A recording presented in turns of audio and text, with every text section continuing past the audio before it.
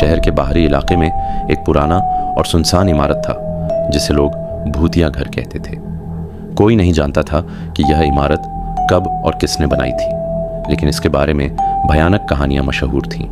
खासकर इस इमारत के लिफ्ट के बारे में कहा जाता था कि जो भी इसे इस्तेमाल करता है वह कभी वापस नहीं लौटता। एक दिन 4 दोस्त आर्यन, समीर, नीलम और पायल जिज्ञासा के चलते उस इमारत को देखने चले गए। उनकी योजना थी कि वे लिफ्ट का इस्तेमाल करके पता लगाएंगे कि इसमें ऐसा क्या खास है। जैसे ही वे इमारत में दाखिल हुए, अंदर का अंधेरा और सन्नाटा डरावना था। दीवारों पर पड़ी दरारें और खून के धब्बों जैसे निशान उनकी रीढ़ में सिहरन पैदा कर रहे थे। लिफ्ट इमारत के बीचों बीच थी। वह जंग खाई हुई थी और उसकी रोशनी टिमटिमा रही थी। लिफ्ट के पास पहुंचते ही पायल को अजीब सी घबराहट महसूस हुई। उसने कहा, मुझे यह ठीक नहीं लग रहा, हमें वापस चलना चाहिए। लेकिन बाकी दोस्तों ने उसे मजाक में टाल दिया। जैसे ही वे लिफ्ट के अंदर गए और ऊपर का बटन दबाया, लिफ्ट झटके से बंद हो गई। लिफ्ट अचानक नीचे की ओर गिरने लगी। उनकी चीखें इमारत की दीवारों में गूंजने लगीं।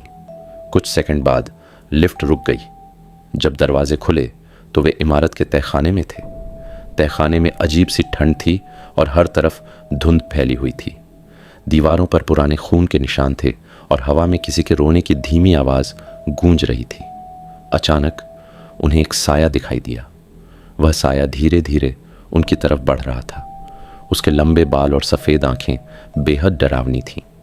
नीलम ने चिल्लाते हुए कहा, यह जगह सचमुच भूतिया है, हमें यहाँ से निकलना होगा। लेकिन लिफ्ट के बटन अब काम नहीं कर रहे थे। तभी वह साया गायब हो गया और एक अजीब सी हंसी सुनाई दी।